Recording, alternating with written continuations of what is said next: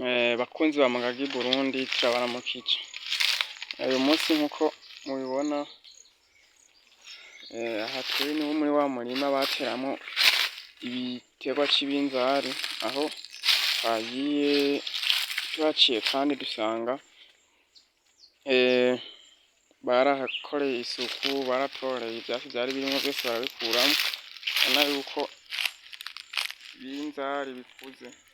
Uwatabizi ni bimeze nk'udutoke, si turabimengo nuko ibitoke bitarakura. Rero nkuko mubona aha hose birimwo, kandi murabona ko ari vyiza cane bitoshe nubwo ari igihe kigeze cici.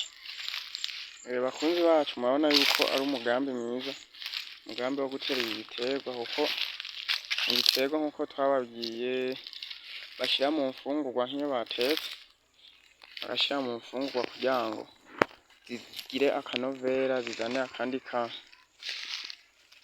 karangi k'imfungurwa, usanga zitukura cane. Kubaza amamesa barazi imfungurwa zirimwo amamesa uko usanga zimeze. Rero nkuko mubibona aha, ibi vyose nivyo biri ngaha kuri uyu murongo. Egome haraho mengo bitameze mugabo hamwe hamwe vyarameze, biraboneka, biragaragara. Rero murabona yuko uyu murima ni umurima utari muto, umurima woba upima nk'imetero, uravye iyo uva hariya ku rupangu ukaza ugashika ngaha novuga mpagaze, ugaca ugenda n'impero ugashika hariya kuri birya biti vy'ifenesi, ubona harimwo nk'imetero nka 40 ku 30.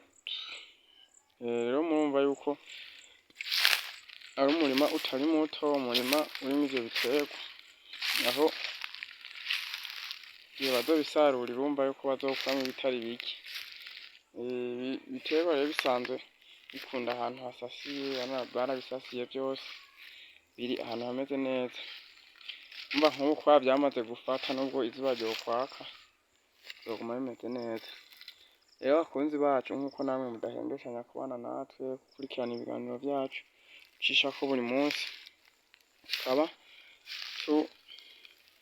tubona yuko ari ingirakamaro kuba twaciye ngaha, tukavuga ati ntitwogenda tutabasangije uyu murima igihe twawucaho bararimye, ntitwogenda tutaberetse ubu vyarakuze biboneka banabitoreye.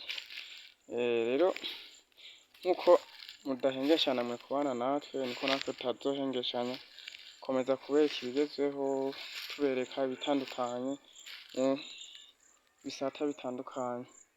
Rero tukaba dusaba ku bataragira subscribe ko boyikora, bayikoze nabo bagakomeza kugira comment na sharing kugira ngo bibandanye bishikira benshi, bifashe benshi, bibonwe na benshi, uko ibiganiro ni ingirakamaro.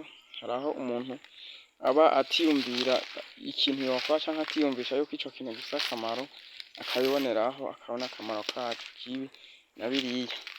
Rero nta kundi twovuga atari ukubashimira, atari kuvuga tuti kubana namwe ni ibintu vyiza cane, kubagira n'umugisha nkuko mudahengeshanya kubitwereka, mukomeza kutuba hafi muvyo dukora, mugashimishwa n'ivyo dukora.